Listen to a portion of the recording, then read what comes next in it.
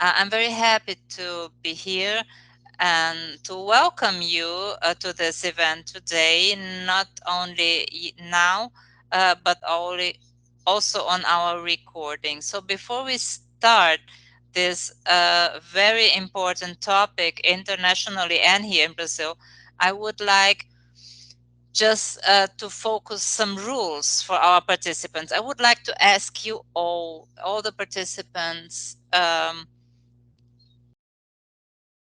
uh, who have not the floor, to switch off the cameras and also the microphone.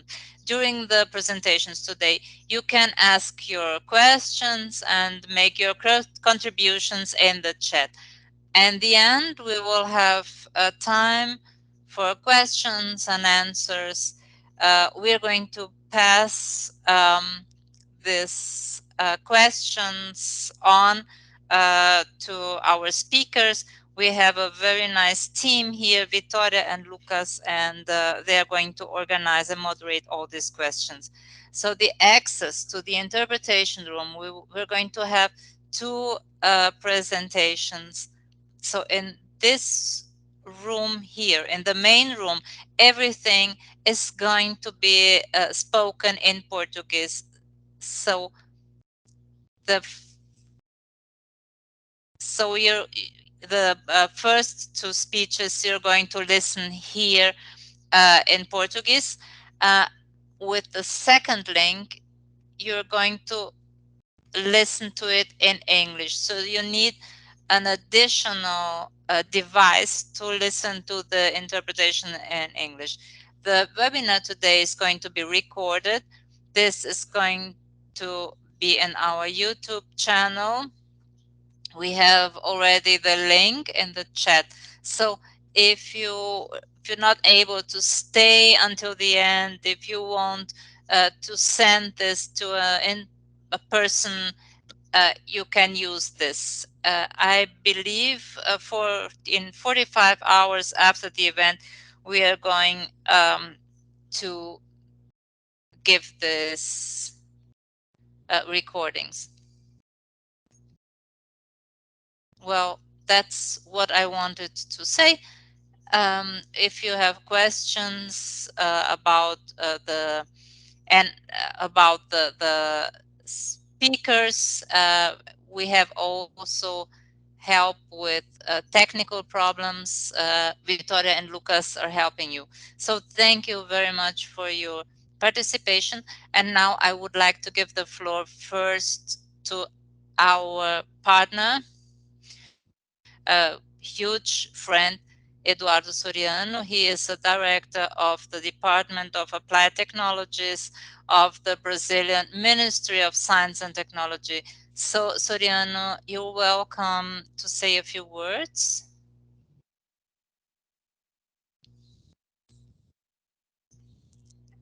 And your microphone is off.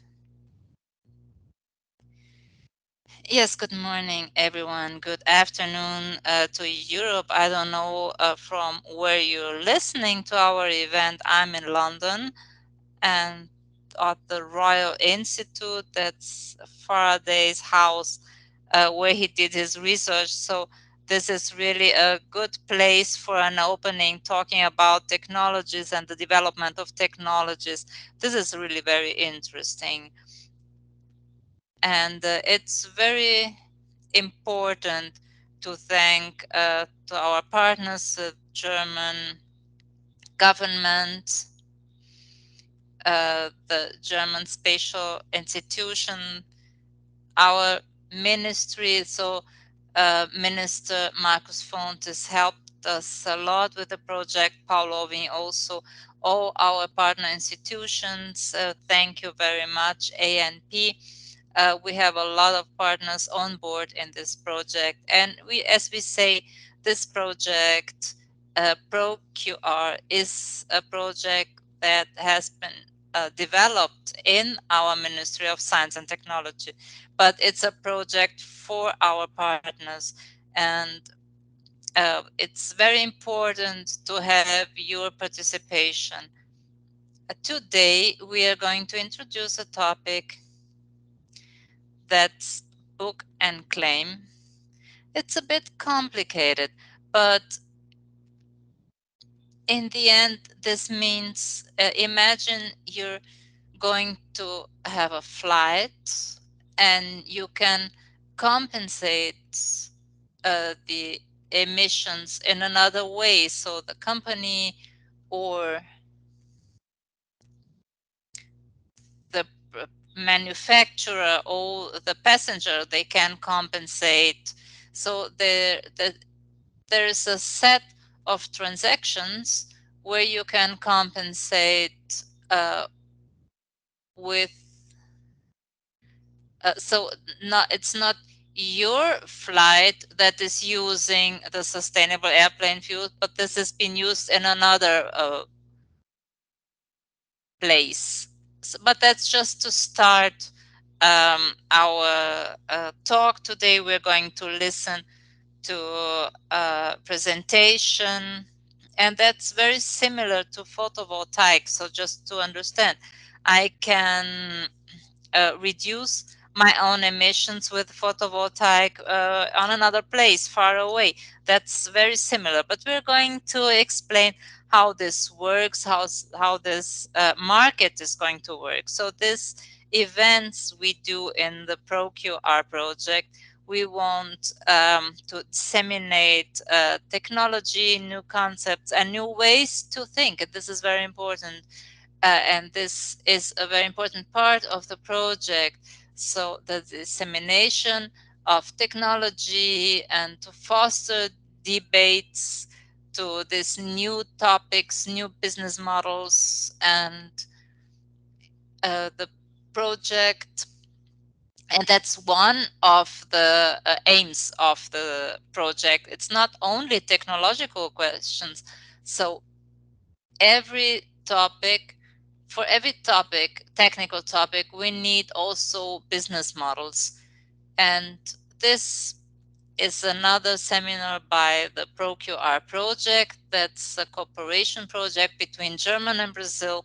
And here we're going to listen to talks from our speakers to explain very modern topics, and we can use this also for other segments, the book and claim topic. So I would like to give the floor back to our moderator, Tina. Tina, very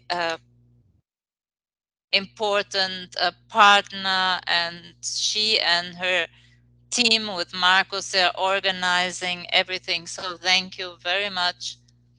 And let's start and ask a lot of questions. So listen to the talks and ask a lot of questions, because now we have the opportunity to talk to people who know a lot about this. Of course, with focus on the SAFs, but we have here technologies and we have attitudes that can be used in different technological segments and that are being developed today. So thank you very much, Tina. I give the floor back to you. Thank you very much. Thank you. Thank you, Soriano. Thank you also that you that you're here. I know you're in Europe, you're in London, but thank you for being with us today. So as Soriano said, the idea today in our webinar is different levels of what is book and claim, what are the priorities, how is this going to work in an international level, in a region level here in Latin America and also here in Brazil. And we invited excellent speakers uh, to uh, bring this topic to you. And in this sense, I would like to welcome our first speaker, that's Sonia Drueda. She works at GIZ, and she is assessor for the topics of Power to X. This is an initiative that is implemented by GIZ, Deutsche Gesellschaft für Zusammenarbeit, and from the German Ministry of Economy and Climate. Sonia is a specialist for renewable energy statistic and greenhouse gases. Also the ISO norms 1401 and 9001. And she works with energy efficiency. And today she's going to show us the concept of book and claim. So if you don't know what's this all about, Sonia is going to explain it now. What's this? Why do we need this? And why this is necessary to promote the SAFs here. And Sonia is also going to show us the world of this topic and bringing a global vision about book and claim. So let's not, without further ado, I'm going to give the floor to Sonia for her presentation. Thank you very much, Tina. It's a pleasure to be here. I will be sharing my slides right now, so I hope you can see them. And let's start the presentation. So, well, as Tina said, I work for the PTX Hub. So good morning to you. Greetings from Berlin. And today I'm going to talk about the book and claim concept from an international perspective, from a broad perspective, so to speak. My idea is to lay down the floor to start the discussion and to go into further details in the next presentations from our colleagues. So, well, to start, I will talk to you slightly about the PTX Hub. I will talk about why SAF. So, why are we focusing on sustainable aviation fuels? And well, the concept of book and claim, and one case study as one of the recent international developments around the topic. So the PTX Hub is a knowledge and exchange platform working on sustainable power to X and green hydrogen around the globe. So we work with ministries, with governments, with industry, NGOs, and also think tanks and experts. And we focus on capacity building, on sustainability issues, and also international networks and cooperations. So let's start with the why SAF. So in this case, we are focusing on sustainable aviation fuels, and there are plenty of reasons to support the deployment of these fuels. One of the main reasons is that sustainable aviation fuels are the only green aviation fuels suitable for direct use with existing infrastructure. That means that we can start using them right now. And I decided to share with you this table. This was extracted from the Waypoint 2050 report from the Air Transport Action Group. And this gives an indication on when are we expecting the deployment of green fuels and for which applications. So what we see here is that for commuter applications, for regional and short haul flights, so this indicates flights of less than 1,500 kilometers of distance, we will be able to see electric airplanes or hydrogen fuel cell powered airplanes from 2025, 2030. And we see that it's possible to see their implementation by 2050 for those applications. But if we look at medium haul and long haul applications, so flights that are beyond 1,500 kilometers of distance, sustainable aviation fuels are the only alternative for the short term, but also for the long term. So definitely there will be a huge demand for these fuels. There is already a big demand for these fuels, and we need to find ways to ramp up the market. Um, Besides that, sustainable aviation fuels also introduce less sulfur and particulate matter into the environment compared to the fossil fuel alternative. So there are a lot of benefits from sustainable aviation fuels. And in our case, we normally refer to PTL, which is one of the different types of sustainable aviation fuels available and currently certified by ASTM. So I wanted to present to you this great map from ICAO. In this map, you can see the sustainable aviation fuel production facilities. And in blue, you could see the ones that are already in service. So they are already working, and they are a few. If we see, they are just located in few areas of the world. It means that if we all want to have access to sustainable aviation fuels, then we should transport these fuels to the point where they will be consumed. But that will imply an extra cost for sure, and also emissions, additional emissions due to the transport of this fuel. So at the end, there is no real benefit of using these fuels under this condition. So this fact, just that we have sustainable aviation fuels in just a few parts of the world, makes the development of the market a bit more challenging. So the idea here is that we need a system that would allow us to ramp up this market without transporting this fuel. And for that, the book and claim concept comes into the picture as a possible solution. So, well, what is book and claim?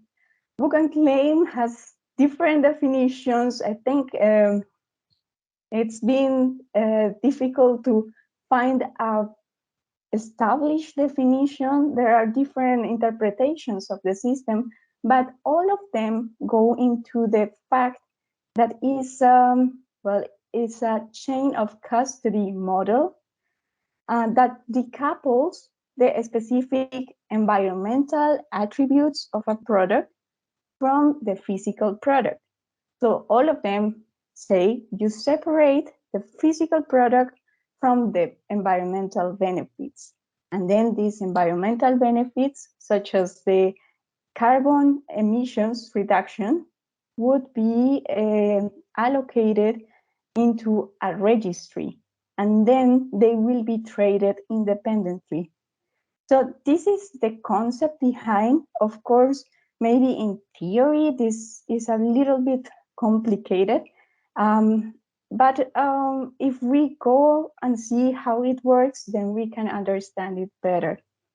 I just wanted to highlight here that in one of the definitions, we see that it says that the book and claim eliminates the separation of certified and uncertified products. And this is key, especially for the European regulation, because currently, if you have a certified product, you need to keep it in a separated infrastructure. So something that is certified needs to go into a pipeline or a tank different to the one that is not certified as sustainable. But this has a problem, and is that we are not taking advantage of the drop in condition of the sustainable aviation fuel. So this is just something to keep in mind. And then, well, I will try to explain to you how this works in theory. And yeah, basically, the idea of book and claim is to separate the emissions reduction certificates from the physical product. But how is it done? So basically, the PTL producer would produce a certain amount of sustainable aviation fuels, and this producer will inform the registry about the amount that was produced, and with this amount, you will be able to calculate the emissions that will be reduced by its use. Once this information has been sent to the registry, the PTL producer sends the sustainable aviation fuels into an intermediate tank farm, where this fuel is mixed with fossil kerosene, with fossil jet A fuel. And then that means that from this point on, our sustainable aviation fuel is treated as a normal fuel. Then it goes into the value chain, in the supply chain, to the airport, and will be used by an airline that or in an airport that is located nearby the PTL producer or the SAF producer. What happens with the emission reduction certificates is that once they are included in the registry, they are ready to be traded. So any airline in the world that is willing to pay for this premium price will be able to get these emission reduction certificates towards their accounting of CO2. So that makes things easier because you can have customers from all over the world and you can still use the PTL close by the place where it is produced. It has a lot of advantages in this regard. So yeah, just going into the benefits. First, you will have a more sustainable supply chains because you will be using the fuel close by where it is produced. So there you eliminate costs, there you eliminate CO2 emissions additional. You can keep costs down because you don't need new infrastructure for this additional fuel. You can just mix it with the available fuel, and anyway, you will be counting the benefits of using sustainable aviation fuels. It will be location independent because anyone in the world will be able to purchase the benefits from SAF. And you can achieve a desired reduction, any desired reduction. So if we talk about corporate clients, you could say, I want to do all my flights carbon neutral. So the flights that are associated to my company would be carbon neutral. So in this case, you can just purchase the emissions reduction that are equivalent to the flights that you had associated in your company, and you won't have the limitation of blending, technical limitations because of the blending limits. Currently, there is a blending limit of 50% sustainable aviation fuels. And this has technical reasons because of the engines. Some of them are not able to use 100% sustainable aviation fuels. So in this regard, there is another barrier that can be eliminated by using book and claim. And well, you can also open the door to new actors in the field. So, for example, if you have small scale producers and decentralized production of sustainable aviation fuels, which could be the case of PTL producers, then you could use strategies similar to the ones that are used currently with renewable energies to aggregate these small producers and allow them to be part of the market. So this is an additional benefit from this system. Of course, the system has also weaknesses, risks, and challenges. And I think the most pressing challenge that has been mentioned all over um, the discussions is the fact that it could be double counting, so that the emission reductions will be counted towards the client that is purchasing the benefits and towards the airline that is actually using the SAF, for example. So in order to avoid this, the system has to be managed by an independent and trusted third party that is subject to regular and independent audits. This is absolutely important to ensure full traceability and transparency, and that's really important with book and claim.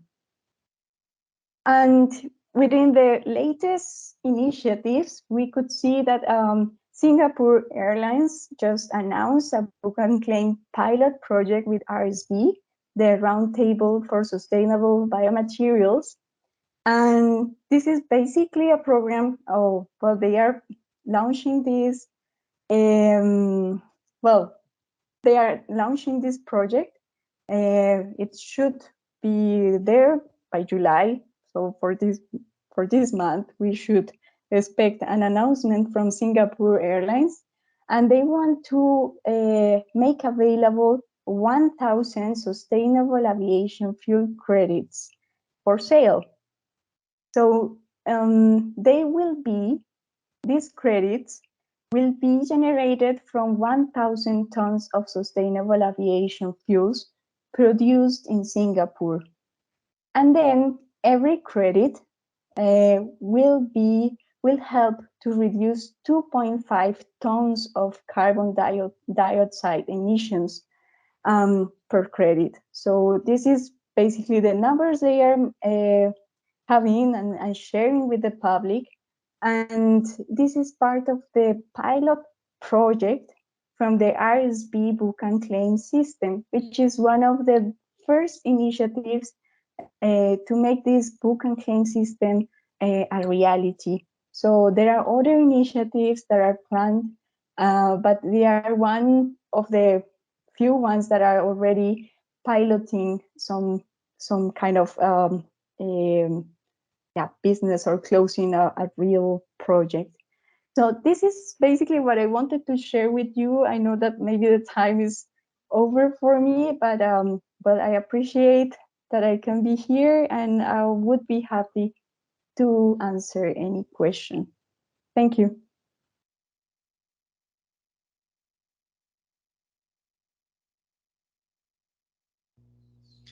Thank you very much, Sonia. It's a very nice presentation, and it's very important to understand why we need this book and claim system to have more sustainability in the production. So it's not necessary to transport this fuel in a long distance, because we know some countries are better in the productions, and there are some regions where this production is not so high. So this is really very important. So we can have also new actors. This is very important too, because we have a lot of challenges, because this system needs to be solved in an international level. So it's important not to have the double count. We had some noises, but okay. So we don't want to have the double count. The certificates that are going to issue, and we and it's important to have this 100% traceable. So thank you very much, Sonia. This was a very good presentation, very interesting, with this good news of Singapore Airlines also. So this is clear now that this mechanism, as it is being done in international level, is a very challenging process. It's challenging to have a satisfactory result for all the companies and all the countries that are participating. So thank you very much, Sonia. Now I would like to introduce our next speaker. It's Pedro de la Fuente from IATA. Pedro is Senior Manager of External Relationships of Sustainability of the International Association of Air Transportation, and he is responsible for sustainability and management, business management. He has a lot of experience in international politics and reduction of CO2 in aviation, and he is working in a project of Latin America, Caribbean, and developing politics to in for incentives for sustainable aviation and strategies for the decarbonization of the industry. Pedro is going to talk a little bit about the concrete perspective of the discussions of companies and airlines that are being organized in IATA. He and I hope he is going to talk also about the study from IATA. This was hired for this topic of book and claim. So, Pedro, thank you so much for participating, and I would like to give the floor to you. Thank you so much for the invitation, and hopefully you can see my slides coming up in one, two, three. There we go. Good day to everyone, and it's a pleasure to be here today. We are representing the International Air Transport Association, which are an airline trade association comprised by 290 members, representing about 83% of the global air traffic. Sonia has done a fantastic job in covering the subject of book and claim systems, and we have similar slides to what she was uh, alluding to. However, I'll try to dive into the what um, we were talking about earlier. What is the strategy for aviation to actually decarbonize? As a sector, in October of 2021, during the annual general meeting of IATA, the industry committed to becoming a net zero carbon emissions by the year 2050. Now, this is a significant challenge in comparisons to the uh, agreements that we had taken in 2009, additionally adding another 50% of emissions reductions by the year 2050, and aligning our position to the agreements that countries have been taking in the Paris Agreement under the UNFCCC Climate Change Convention. Um, the study that we did analyzes four different scenarios. Sonia mentioned the Waypoint 2050 that was produced in 2019 and was the culmination of many years of putting it together what potential scenarios the industries could achieve net zero. And with that, we actually came to the conclusion that without sustainable aviation fuel, um, reaching this goal is actually impossible. 65% of the emissions reductions by the year 2050 will have to come directly from the use of sustainable aviation fuel, while 13% comes from new technologies. These new technologies and comprise aircraft that will be flying in the next decade or so, that will cover small to medium range flights, and including electric, hydrogen, or a hybrid mix of fleet.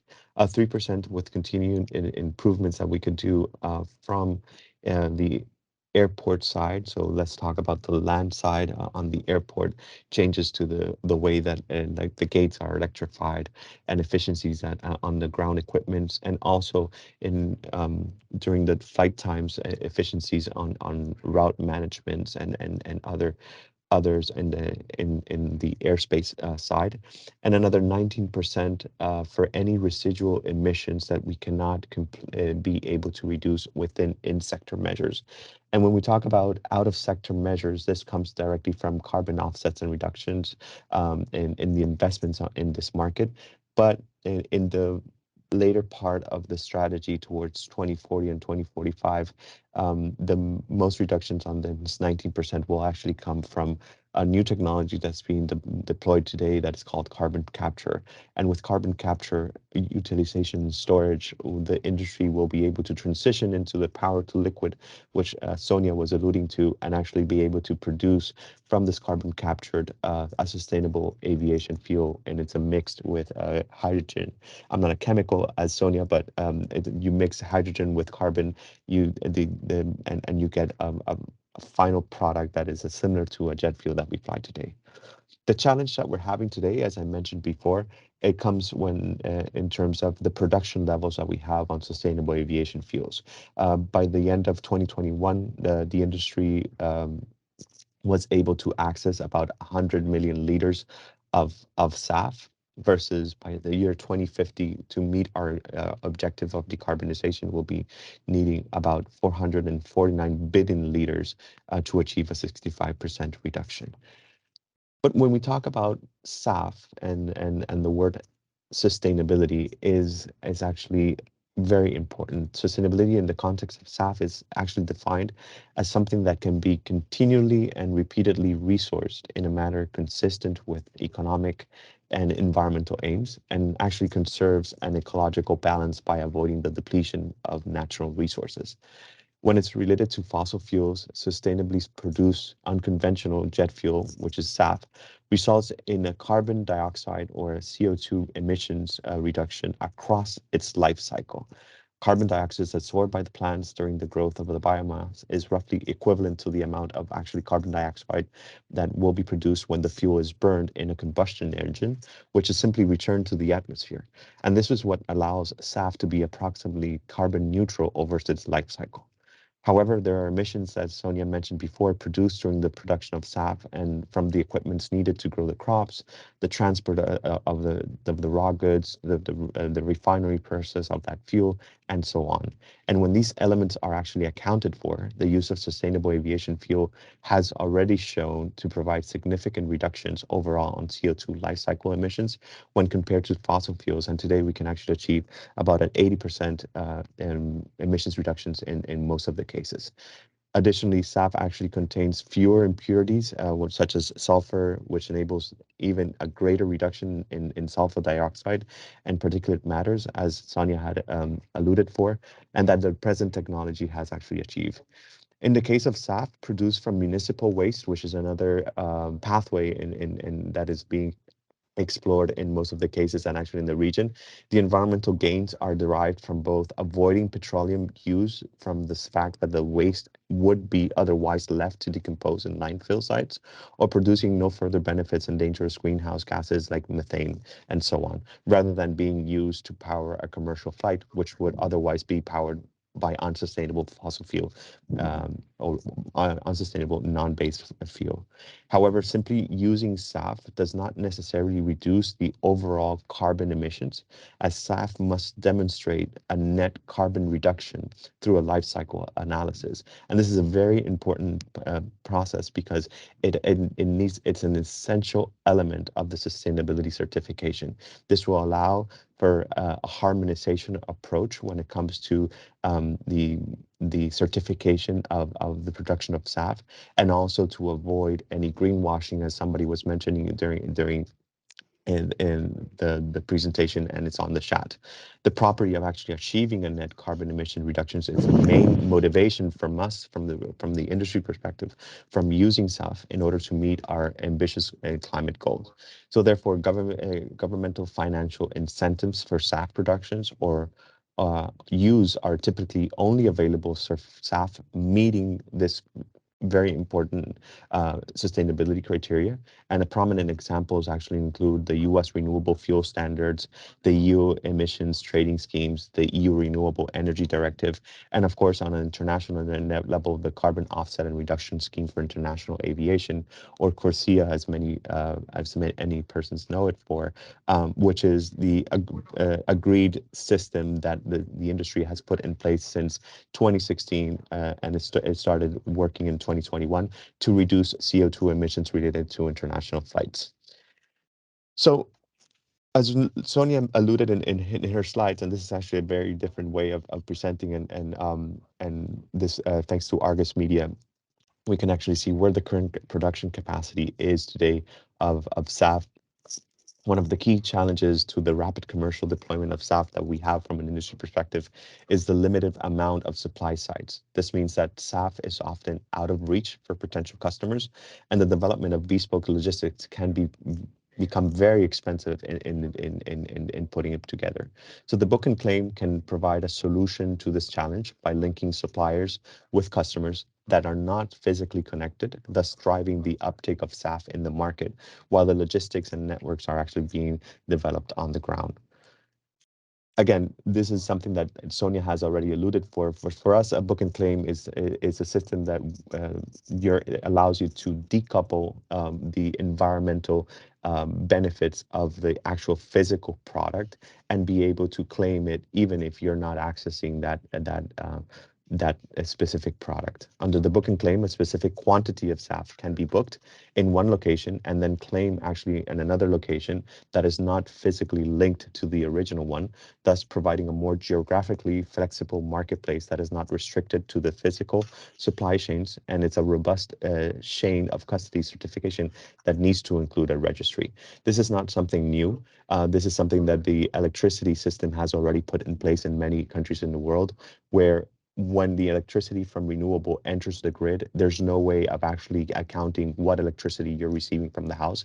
But some of the electricity system actually offers most of the customers the simplified way of claiming the environmental benefits of that emissions reductions related to that renewable. So what we're trying to introduce is actually the same thing that the electricity system is already using today. A little bit explaining into what it is and how it stands for. It's the physical attributes and then how do you allocate them. I'm not going to go into too much details. The presentations where we share with you, but you can see that how in the process we actually tend to decouple the certificate, and that certificate is what corporate customers, airlines, or any person interested in claiming emissions reductions can be used, while the physical product is actually within the supply chain and used inside the system. Sonia alluded to the benefits, and she mentioned four strong reasons, like a more sustainable supply chains and actually keeping the costs down, and also an airline and location an independent system and actually achieving any desired reductions. But of course, we do have a lot of challenges. It requires coordination across multiple stakeholders because we need to ensure that there is one registry and there's a connection within the registries, and that these certificates can only be claimed once, and once they're claimed, nobody can actually use their benefits, ensuring that there's no double claiming taking place. And this goes well beyond between Scope 1 and Scope 3 emissions as well.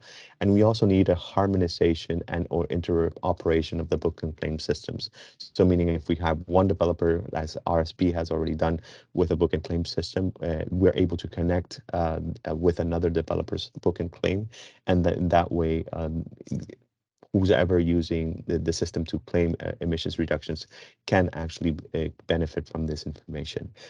We have already experienced from an industry perspective in using registries for canceling emissions, and this is already contained under the Annex 16, Volume 4 to the Chicago Convention, which is the Carbon Offset and Reduction Scheme for International Aviation, or CORSIA.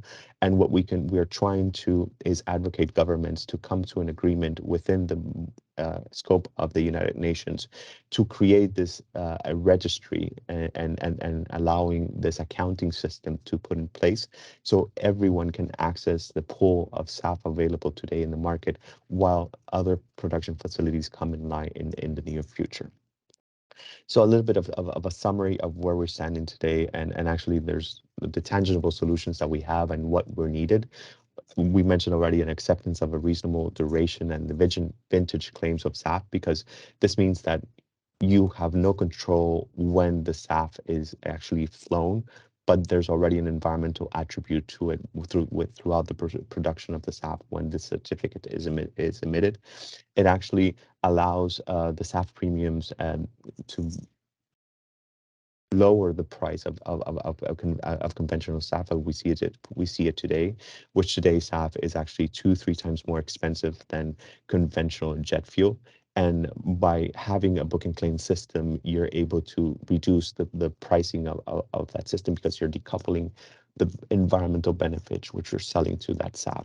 And also we need a digital registry that will connect the SAF batch with ensuring that the appropriate scope 1 and scope 3 emissions can be obtained and are accurate, registered from an emissions perspective at a global level.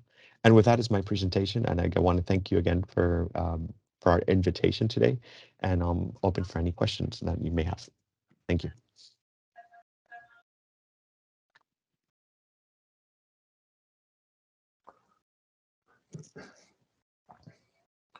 Thank you, Pedro, for your presentation. It was very nice to see the points of views of the members of IATA.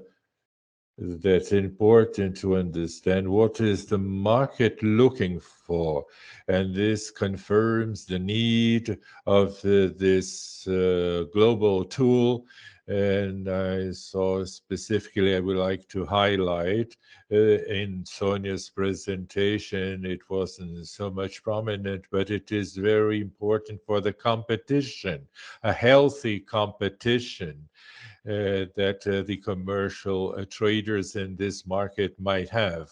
And another spotlight here because of the need of having a registration that is very clear-cut, transparent, and feasible for this kind of certificate, and the importance of recognizing SAF as extremely important to be able to meet international targets that we have in terms of the decarbonization of the aviation. And also, I would like to mention these SAF orders. So once again, Pedro, thank you very much for your time, for your presentation. It was a great honor to have you here today with us. Now, I would like to introduce our next speaker, Ms. Laís Tomás. She is from the UFEG. She is the Secretary of International Relationships, and she works as a co-professor in the International Affairs course and in the graduation course for political science. She's a researcher here in Brazil, RBQAV, and she's a member of the board of Advanced Biofuels USA. She has been very active in public policies area and SAF, and she is a founding member and responsible for the relations of governmental and international relations. Now, at UFG, and we invited Laís today to tell us about a study that took place. It's a governance and public policy studies for SAF. So Laís will tell us or show us the Brazilian perspective about this governance area and also this mechanism of book and claim. So thank you very much for your presence today, Laís. I turn the floor to you. Thank you, Tina, very much. Good morning and good afternoon. It's a pleasure to be here and being able to contribute to the ProQR project. I thank for all the GIZ team that is supporting this event. Can you hear me? Okay. So I really was very happy to be able to talk a little bit more about book and claim, especially when I received the invitation. I would like to show some possibilities in the conceptual structure until we reach what we really developed after this study. So the concept of chain of custody is a very multi-sectorial structure applicable to the existing systems, and the systems can answer all their questions in this chain of custody, including the traditional model. So basically is a physical electronic technology of documentation, a tracking on paper, showing the custody, control, transfer, exposition of a product or sustainable attributes that are associated. So book and claim is a kind of this, as Sonia mentioned. So first of all, we had a model called identity preservation that basically was the one where the certificate products, they are physically segregated from non-certificate products in all the chain, whereas the system also supplies traceability of the product. So in this case, and in other cases as well, it's important to highlight that any kind of chain of custody should not uh, be a problem for small producers. And this is also important in the market, just as SAF that is becoming more present in this context. When we go to a different kind, not only the identity preservation, but also the physical segregation, we have a total segregation that guarantees the certified product from being separated from non-certified sources in each stage of the supply chain. So we can guarantee that the ingredients are coming from a certified source, and this allows the blend of certified products coming from different sources. And in this model, the physical blend of the certified and uncertified product is not allowed. Then you go to a different kind of example in a chain of custody, which is the mass balance that has been used more frequently, even in the European Union, even in the United States. We see this taking place, which is an encompassing topic for different kinds of chains of custody that involves a blend of certified and uncertified product, provided the quantity or the volume is controlled. This can be in a volumetric percentage, and in the mass balance, the volume of the certified product that is included in the operation is controlled to an equivalent product volume of the product that is produced at the end of the operation. When we analyze the market in the United States, which is a model of the RFS, so we already see this kind of initiative in that each physical gallon of renewable fuel receives a number, and the distributor or refinery that does not buy it physically can acquire this credit, connect it to this physical gallon, and make the trade. So the book and claim would be a further step in this concept because it includes that the property of a certified product is transferred here in the supply chain. And after this, the certified product can be blended to other non-certified product, whereas those that have certified products can be traded. And this we have an equivalent amount of product that will be declared sustainable regardless of its origin. So when we think in book and claim on SAF, according to what was mentioned by Pedro or Sonia, it is actually a solution in this context where we have very few producers and where demand tend to increase because of public policies, national policies, even CORSIA. And then we can move forward in governance and mandates that require the operators, aerial operators, to use SAF.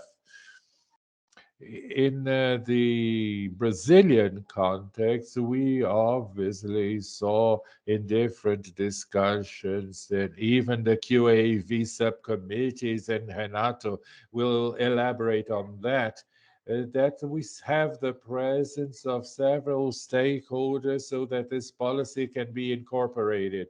But obviously it requires a lot of care, study to see how in this Brazilian context, where you have a concentration of major airports in the southeast region and others more on the northeast region, how the productive arrangement, local arrangements, the best routes will be better developed based on these regional specifications, and they can meet the orders, produce, and meet the demand. So book and claim should not be a competitive factor in this local production because other countries, like Sonia mentioned, they are already producing.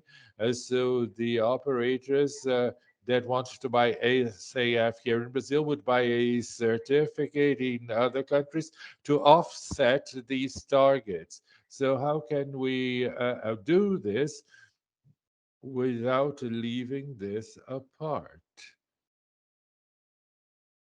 I'm sorry, we just lost the sound.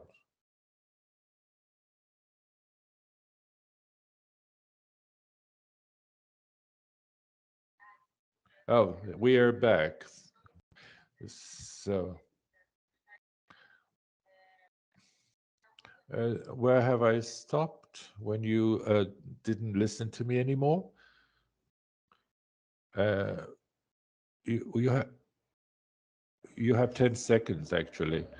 So, resuming the idea that you adopt a book and claim system politically here in Brazil can favor nationally regions that would be further from the producing centers and where this would bring a better trend of having the plants producing SAF. But we should not leave this initiative as a barrier to the production and incentive so that other areas that are not exactly producers of biofuels or SAFs, that also they have incentives to produce them. As for the main challenge of the double count, if we will have a national system being developed or an operational system, or if it will be included in CORSIA itself, there is an initiative that was prepared by Shell that it is called Shell American Express. It's called Avelia, and they are introducing a platform that will use this blockchain. This is a technology that can guarantee this credibility of a book and claim system. So how can we think on the adoption of blockchain when we are going to discuss, or when we discussed in RenovaBio, this was also mentioned in different carbon markets. And currently, CORSIA already recognizing 6 markets that can do the offsetting of carbon credits. And because this might harmonize using these markets that have already been adopted, they would be doing the management of book and claim internationally. And how we at RenovaBio, we can study ways so that the structure that we have with different parts. We have distributors in one system of SAF and the aerial operators. How could we develop a national structure for that? So many other questions we have than answers. Even we have done an extensive study because the policy is still being developed, and in the moment of the implementation, this should be better discussed and heard. For instance, in the UK, when they did a poll with a questionnaire, there are several agents that were involved in this question, asking them if they would rather. The question was actually if they would agree or not with a mass balance, and if it also should allow other forms of chain of custody. 28% agreed with other forms of chain of custody, and then the book and claim is mentioned. But other people also believe that first there should be a stage of mass balance and then move towards a book and claim. And this is why I bring this point that in the national arena, this has to face more maturity. With this, I close my presentation with more questions and answers and ask, thank you for your attendance. Thank you, Lais, for your explanation, and also for all the topics here in Brazil, and also internationally. We need public policies, and these arguments are very important.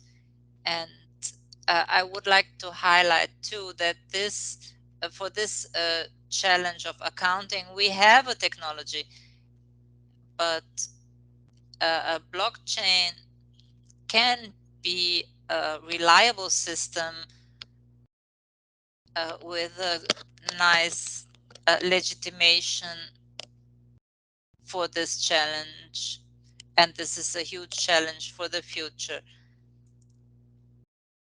So I think it's very interesting to highlight too, because I'm German, and it's very interesting for me to listen to the Brazilian perspective, and it's more regional because Brazil is a huge country and it's very different than other countries as Germany, for example. So it's important, and we need this national aspects, and we need this national views, because also here in Brazil we have sometimes huge distances between the production sites and the sites where you use the subs. And before I introduce our next speaker, I would like to comment, you saw that we had a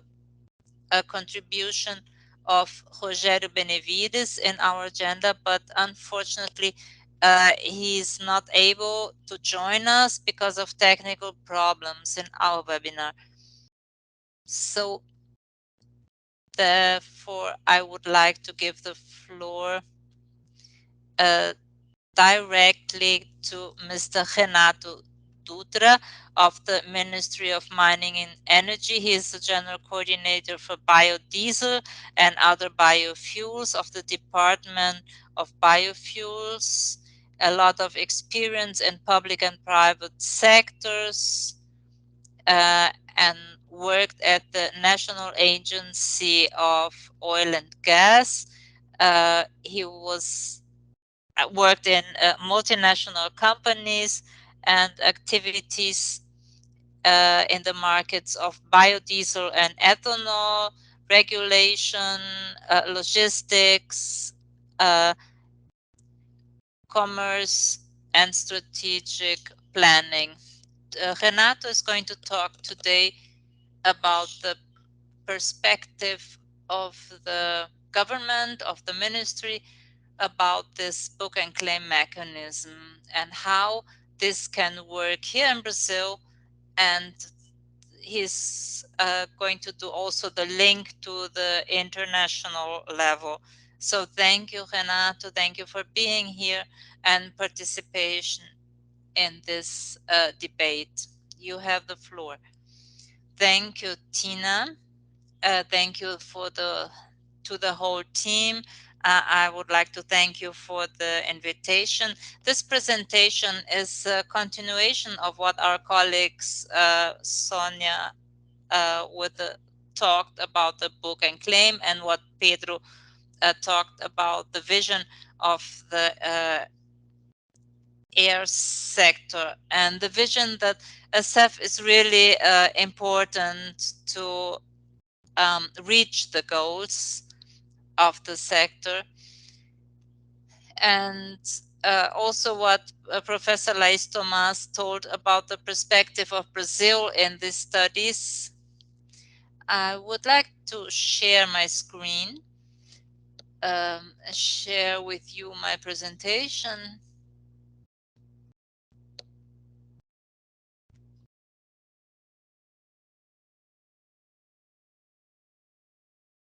Can you see my presentation? Yes. So that's good. So our contribution for this event is to talk a little bit about the vision of the government from the last months in our program Future Fuels. This program started in July last year, so we had 1 year of discussions, and a book and claim was an important topic, and we think that for Brazil, book and claim has a lot of potential to bring a lot of benefits for the SAF market we are going to install here in our country. So we want, first of all, share the most important benefits of book and claim we see for Brazil. So first of all, as the speakers already said, we have this book and claim is based on a market to gain efficiency. And this has a second benefit, and this would be to make the logistic costs feasible and the transportation of these fuels in the whole country. And this would allow a differentiation between the physical use and the use of the environmental rights. And here in Brazil, we think also that this system could guarantee the integration of the national market into the international market. So with the right to buy the offsets. And the fourth benefit would be that with the book and claim in Brazil, we could organize a marketplace for the transaction of the offset rights. So to have this market is really a huge benefit for the system. And another benefit we discussed in our program Future Fuels was the fact that we have a contribution that SAF has a custody chain, and this traceable and certified. And this is very important because this can give the control of all the market. The sixth benefit we can see is that for Brazil, this would be really a pioneer initiative for the fuel market. So when we look at the sector of biofuels that's very highly developed in Brazil, this initiative for SAFs would be pioneer compared to the other sectors of sustainable and renewable fuels. Then we saw that the system book and claim can contribute to reach the international commitments from the Paris Agreement and CORSIA, and also this system is also could be aligned to the premises of the subcommittee pro bio QAV for future fuels. So this last benefit and this situation, we come to the publicists to introduce SAF in Brazil, because we wanted to develop this in the program Future Fuels. So this program has been started in April 2021, and in June, and we started in June and July last year. We have a lot of topics in this program, and we have the aim to have measures to use sustainable fuels in the Brazil energy mix. And in the 7 topics of our program, we have one special department for SAF. So we have a subcommittee installed to introduce SAF in the Brazilian energy mix. So the whole debate we did, and and we are going to show you some elements of the book and claim in this public policy. This has been created in this subcommittee that's pro-bio QAV. So what's the strategy in this committee? So first of all, we invited in some stakeholders from all the areas in these sectors of aviation. So we have representative of the air sector, airports, the associations, fossil fuels, renewable fuels, consultants, universities. So we tried to bring a lot of stakeholders at the table, and we asked for contributions and technical documents in the first meetings. These contributions were organized on pillars, and every thematic pillar in this had a lot of premises. So the public policy should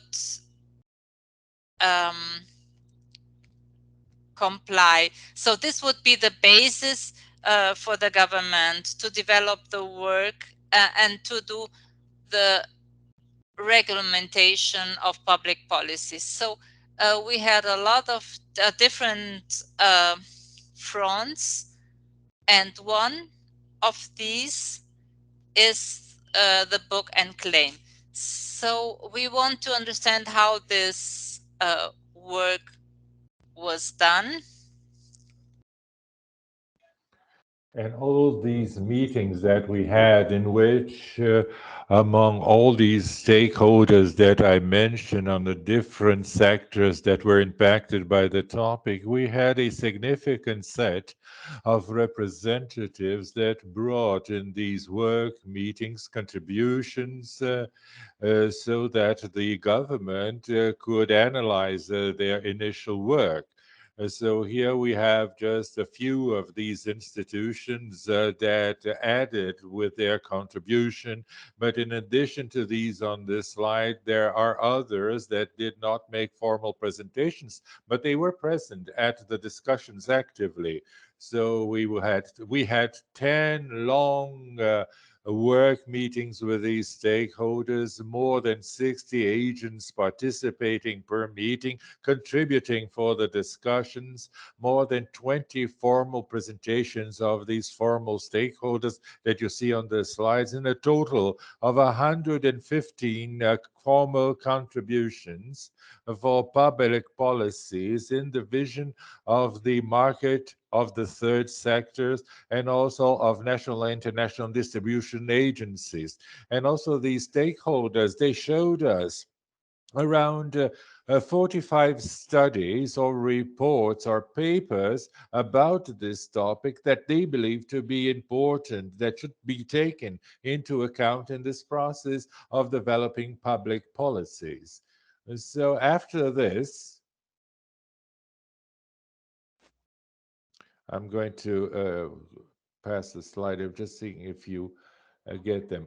So after that, after all this work of meetings that took around 6 to 7 months, we had this development of pillars and the declaration of these assumptions that were declared in February this year by the Ministry of Energy, giving the origin of a set of assumptions that are of public domain. They were broadly disclosed, and some of these are directly related to the book and claim topic. And here I list the 4 assumptions that I believe that are directly connected to the benefits that we mentioned on the first slide of the presentation. First assumption is that the public policy should allow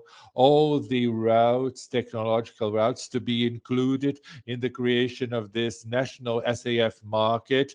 The permission that we could use the different contents of SAF in any part of the national territory. This is a very important assumption that differs from the other public policies in the sector of biofuels that require the uniform use percentage-wise in the whole national territory. So we have to allow that air operators that they use their different matrices using different volumes in a whole national territory would give a very important logistic gain. And book and claim could contribute as a tool to be able to perform this assumption. We also had a third assumption, which is the third blue box, which is directly linked to book and claim. That would be the sense that we will be recommended to be studied the feasibility of application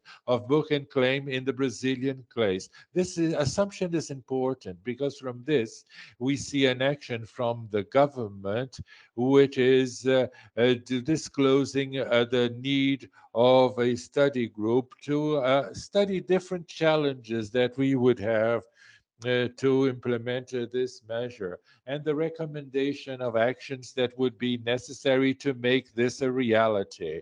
And the last important assumption would be to create incentives to the export of SAF based on the idea that the country has a potential to be a great producer and also to allow book and claim to be a reality that would facilitate the country to supply these offsetting rights to other countries that demand such offsetting with this system.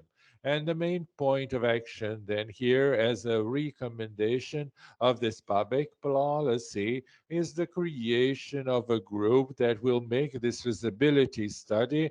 And this group had an initiative starting with the Ministry of Infrastructure that created the term of reference for hiring the experts that will help us in this paper. And this reference term is also operational, is in progress, and according to the schedule defined with the Ministry of Infrastructure that together with us was in this program, Fuels of the Future, will have a deadline for its conclusions in a few months ahead.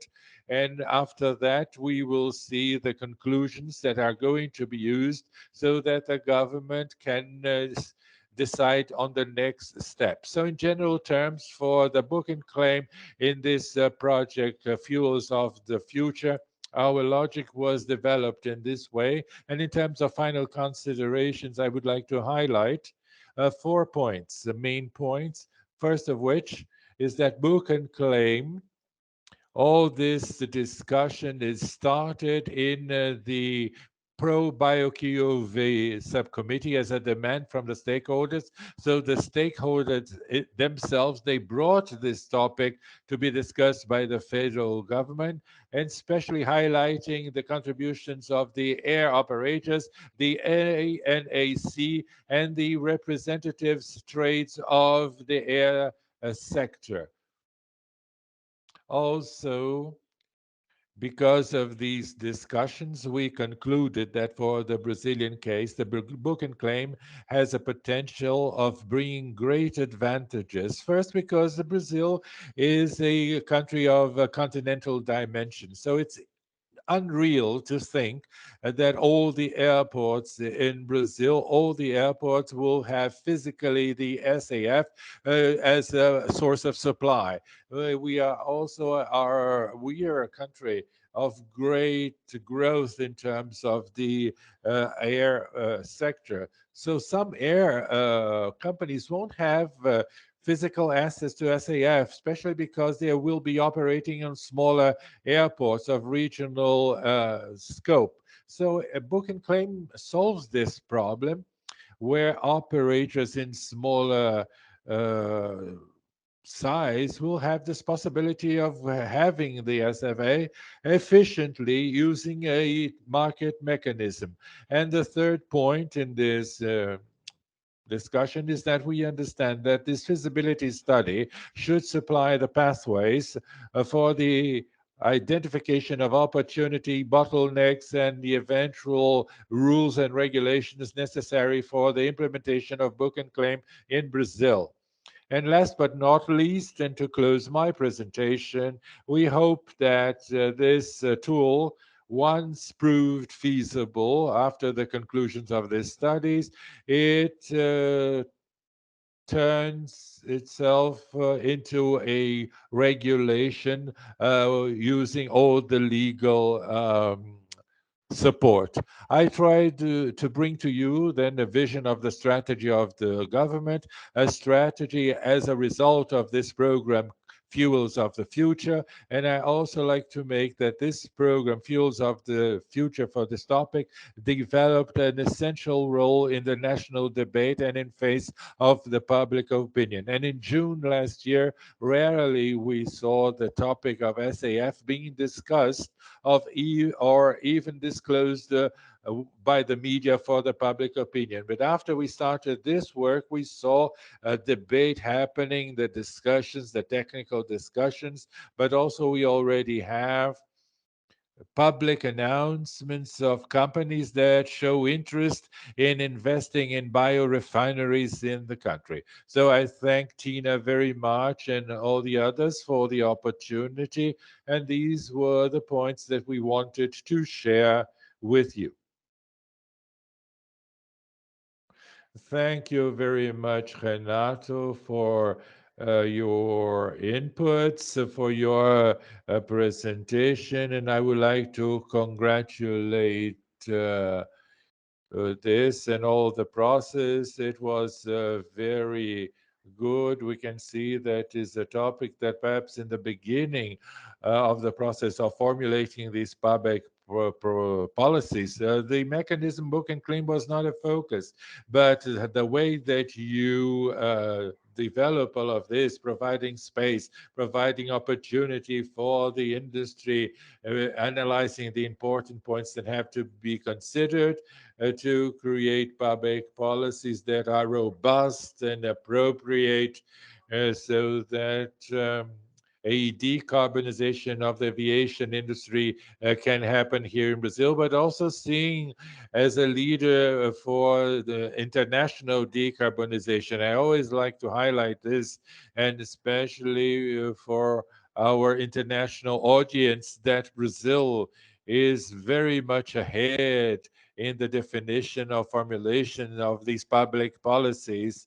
And once again, I would like to congratulate you because in my point of view, of all the processes that I know in other countries is a way that I understand as innovative and very well prepared, very sound.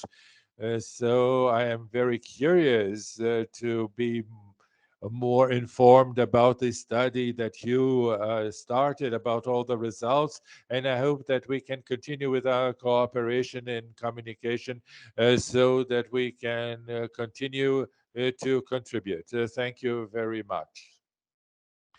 So now I just wanted to bring from the ProQR project, who is being commissioned since 2017 by the Ministry, BMWK of Germany, the Ministry of Economic Affairs and Climate Actions in the EKI initiative, and is supporting here in Brazil this part not only of having a pilot plant producing on a level of above 500 liters a day, but also in this part of frame conditions, in addition to the possibilities that we have of spreading out these topics here in Brazil, so that the public in general can understand this topic and know about the challenges, but also the great benefits that they can bring here to Brazil and also internationally. And that challenge of decarbonizing the aviation industry. So I just would like once again to mention that currently this webinar is being recorded and we are going to publish in the next 48 hours both the version in Portuguese as the version in English. And you can access or forward to those you believe would like and are important to follow our discussions using the YouTube channel of the ProQR channel. You have the link here on the chat. And before we turn the floor to my colleague Vittoria that was monitoring the questions and comments on the chat, I would like to highlight that if you have any other questions about the project, or if you have questions to the speakers that come up after the event, you can always get in touch with our project using the email that we have. Please include it on the chat. And we also have a online page. You can find all of this on the files that are being shared. So now I would like to turn the floor to my colleague Vittoria that will monitor the questions so that she can bring them here. Okay, thank you. Thank you, Tina. Good morning, good afternoon to you all. Thank you very much for participating in this event. I would like to share with you some of the questions we had during these presentations. And if you still have questions, you can write them in the chat or you can send them to our email and we will forward them to our speakers, to our team, or to specialists we know and we have in our cooperation network. I would like to start with the questions for our colleague Sonia by Spizzi Bertoli. How can you guarantee that this system is not considered a greenwashing? This was a question we had a lot also during Pedro's talk. Perhaps, Sonia, you would like to elaborate a little bit on this, and Pedro can complement. And we have the question if there is a work that this audit is not only on the paper, if it's everything traceable and proved. And I would like to compliment Sonia. If you want, we can repeat this. Philippe wants to know how you have the limits for the mix in the tank, and if there is, if there you need nest tanks for only for SAFs, and if you need to treat the different routes differently. I would like to give the floor to the colleagues. Okay, thank you very much, Victoria. I think going into the first question regarding greenwashing, yeah, of course, there is always this concern about greenwashing with this type of systems, but in reality, as the system is formulated, if we follow the system as it is, there should not be any greenwashing associated. That's why transparency is key for the system, and also I believe sustainability criteria for these sustainable aviation fuels should be on the top as a priority for the deployment of this. And it's closely related to this greenwashing. The idea is to here have an environmental benefit and not to damage the planet trying to get a solution for carbon emissions. So I believe transparency, certification systems, and robust audits are absolutely important to avoid this to be part of something that can be considered greenwashing. So that would be from my side regarding the first question. Regarding the question of the blending, um, well, let's say in this moment, sustainable aviation fuels are certified exactly as it is the fossil kerosene certified. So they are certified by the ASTM norm 7566. And so, in terms of moisture or content and all these chemical requirements of the fuel, they are all complying or evaluated and the same under the same restrictions. So let's say they are supposed to have the same moisture content, and therefore there should not be a problem there. If I understood well the question, um, I understand that right now, since there is a limit for 50% blending of sustainable aviation fuels, there would be a moment when these fuels are separated in order to have the right mixture for blending. Um, this is an issue currently, and we in the PTX Hub are also analyzing the alternatives or like trying to push the limits to see how feasible it would be to actually use 100% sustainable aviation fuels. Um, and the idea is that, well, once you have the blending, you can use the same infrastructure uh, on the value chain and the distribution chain. So let's say that's still a benefit, even though you have to blend. And if you would not have to blend, then the benefit would be higher. But again, it's part of a process. And of course, there are technical reasons why 100% SAF is not yet allowed. So I hope I I have responded the questions. And if not, please let me know and I will try.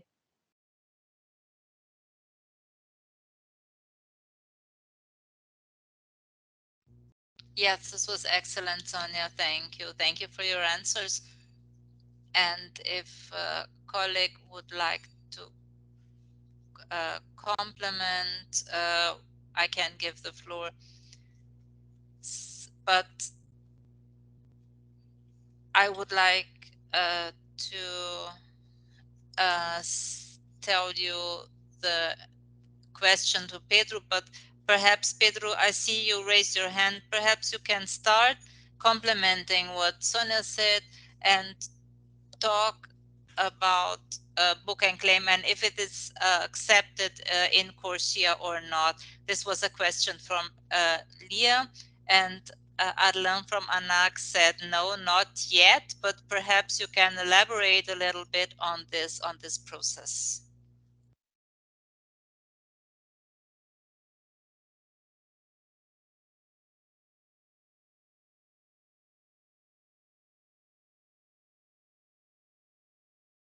Oh, There we go. Sorry, I was using the other microphone.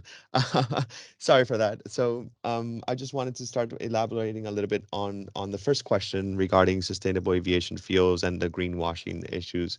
So I think when it comes to terms, sustainable aviation fuels have been in encompassed within the Annex 16 to the Chicago Convention with very specific and very stringent sustainability criterias.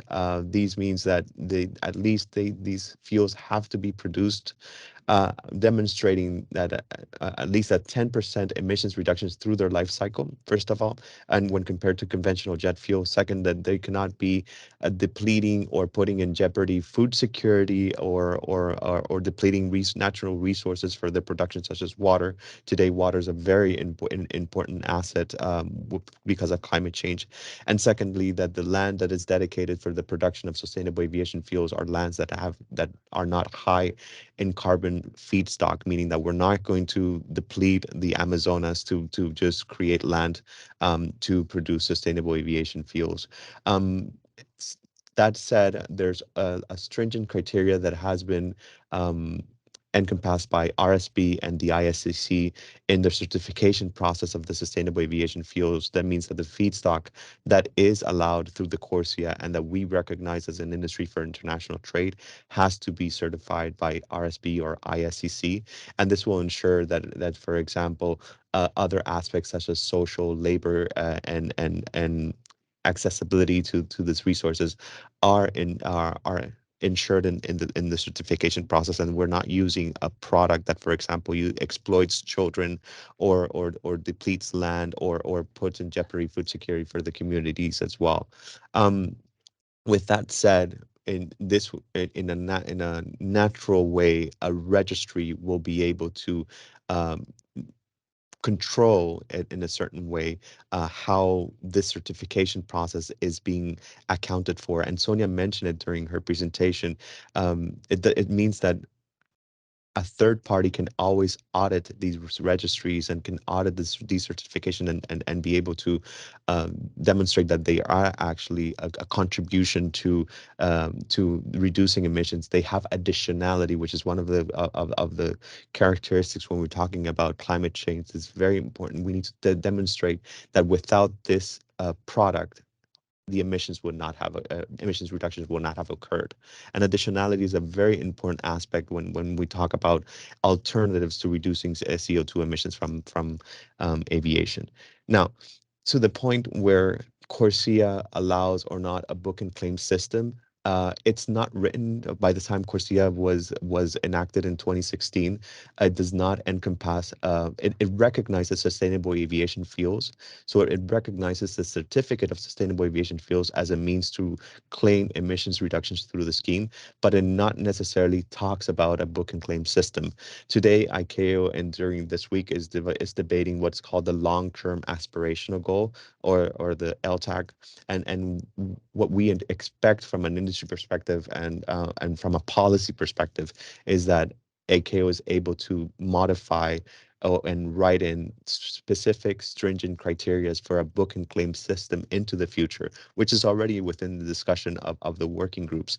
So the same way that Corsia has a registry for carbon offsets, there is a registry for SAF, or at least the general the rule book of how a SAF book and claim system would work under the United Nations framework. Thank you.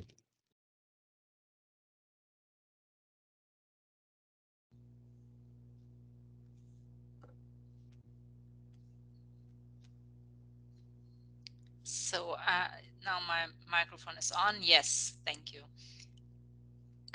Thank you, Pedro, for your contribution, and congratulations for the event.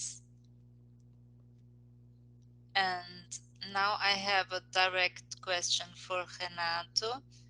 And well, we have congratulations for your speech, but about this feasibility study of book and claim, do you have a schedule defined, a timetable in place for the study? And if you want know who is going to do this study, and we have a question from Georgie from IDP. How is and if the law of future fuels is already discussed in the parliament. As I said, the study is going to be official. We have a terms of reference of the Ministry of Infrastructure. This has been debated, and we have a tender ongoing, and we have researchers of the University of Juiz de Fora, but also other researchers for different topics, and also for the book and claim. So here we have terms of reference for the whole discussion, for the whole debate, and book and claim was just one of the topics. And our work in the Ministry of Mining and Energy in the last 2 years was to have the study of book and claim as one of the first studies. So, and this is a very important topic.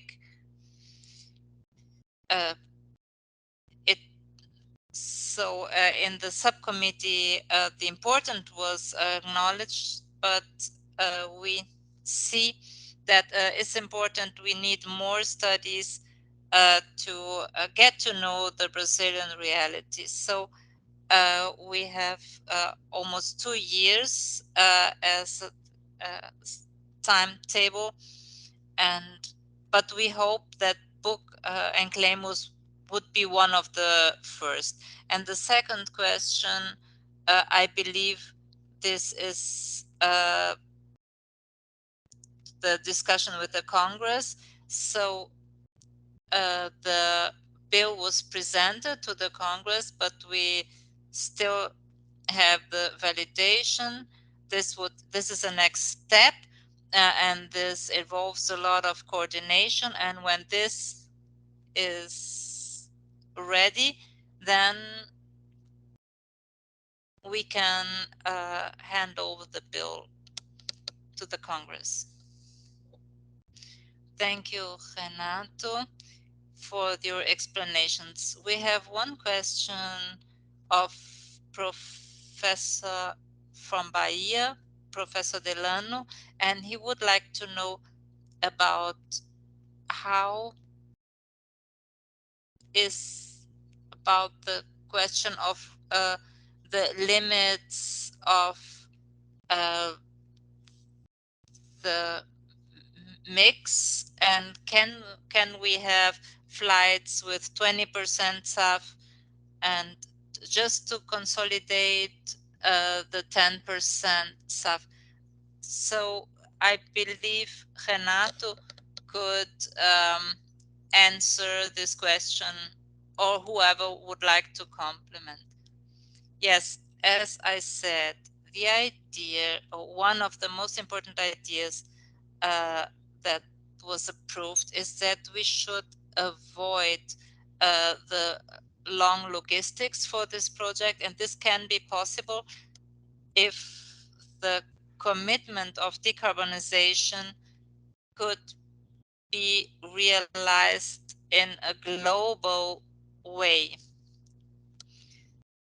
So yes, the idea is to allow different mixes. Of course, we should look as a technical, also at the technical limits defined by ANT. So yes, we want to be flexible, and this would be one of the most important topics of public policies. Thank you. I have a last question here in the chat.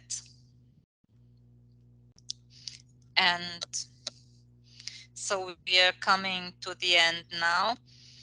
And if you have further questions, you can send them on the chat.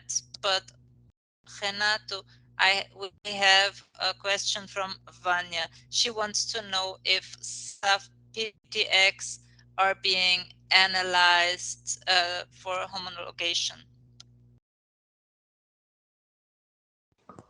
First of all, good afternoon, Professor Vanya. This is a very technical question I wouldn't be able to answer. I can even turn the floor to the other colleagues if they have any technical knowledge about the validity to be able to address your question. Thank you, Renato. Perhaps any of the other colleagues, Pedro? Yes, sorry. Can I get the question again? I was actually writing on the. Poderia repetir a pergunta, por favor? The question is from Professor Vanya if SAF PTX are under analysis for approval by ASTM. So today the ASTM has certified 3. I see Victoria. Perhaps if Professor Vanya would like to add anything to her question, I could then turn the floor to Pedro. So good afternoon, everybody. The question is because the new fuels, PTX, I still haven't seen anything about approval by ASTM. So I'm very curious about that, because for you to use an SAF, you need tests about performance. If has this been done, is in progress, and how is it going on in the terms of how is the authorization of these fuels being done for this route? I'm just curious about that. But if you're not aware, no problem. Perhaps if you allow me, here on the government arena, the institution is represented in ASTM is the National Oil Agency. So perhaps it would be the proper agency to answer, because they participate actively in the discussions representing the federal government in the association. It would even be more plausible that the agency might answer, right? Oh, thank you. Oh, no problem. I'm going to look for this information. Thank you very much. Thank you, Vanya, for your explanation. And Renato, I will still confirm if Pedro would like to add anything. I know that Sonia also raised her hand for answering anything. Pedro, would you like to say anything? No, what I wanted to add, first couple of points.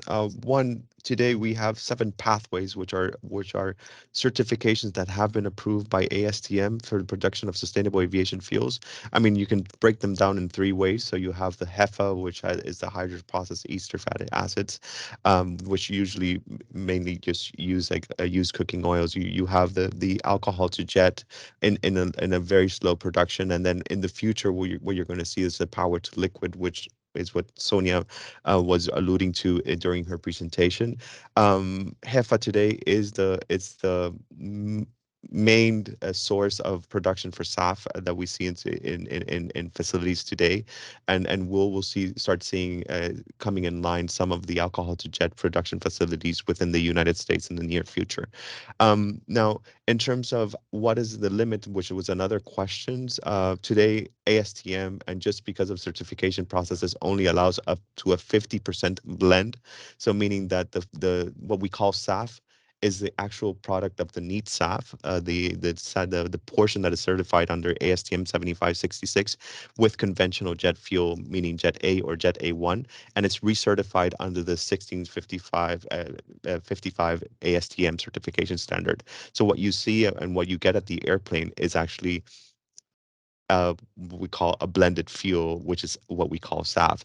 Now, manufacturers such as Boeing, Airbus are working with the OEMs, who are the like Pratt and Whitney's and Rolls-Royce, who are the engine manufacturers, to ensure that any future engine is able to safely operate under 100% SAF flights, meaning that they use 100% SAF. And you might have seen some news already that some of the airlines have already put out there that they've operated flights with one engine on 100% SAF. So when you see the news of 100% SAF flight is actually in one engine to test, the other engine is using another 50% or 100% of conventional jet fuel. And that's how they kind of like circumpass the regulations of a 50-50, meaning you have one engine with 100% SAF and the other engine with conventional jet fuel in case there's any inconsistency. But what we expect is by the year 2030 or less than that, that airplanes will be able to operate on 100% SAF into the future.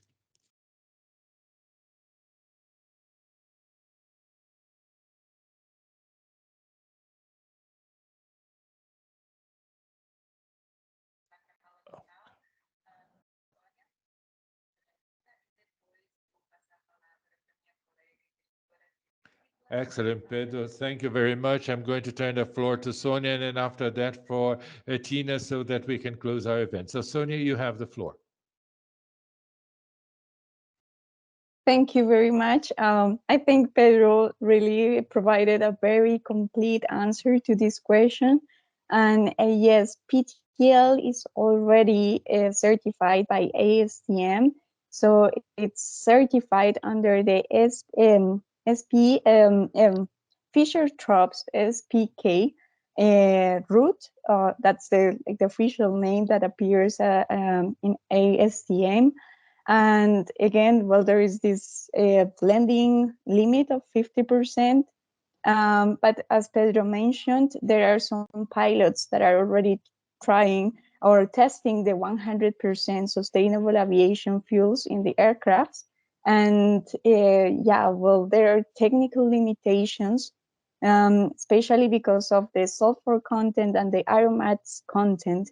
But these could be also checked and for some aircraft, new aircraft, 100% SAF could be a possibility, a reality, as Pedro mentioned before. So yeah, I think I don't need to add anything else. Pedro answered this question in a very complete way. So I just have to thank you for having me today.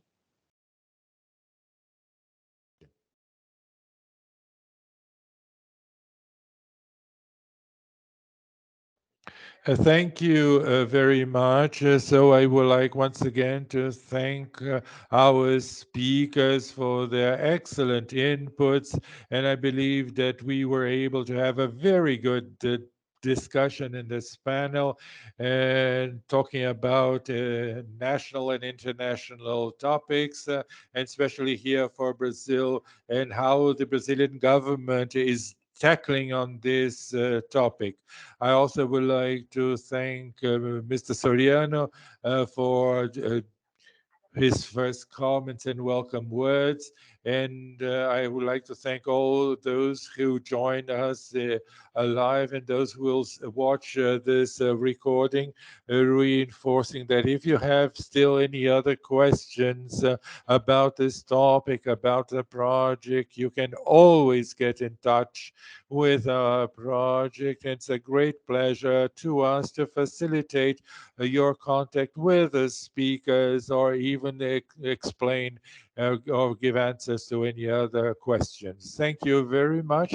I wish you a very nice day, and please don't forget that we will send an invitation to our next webinar. Thank you very much.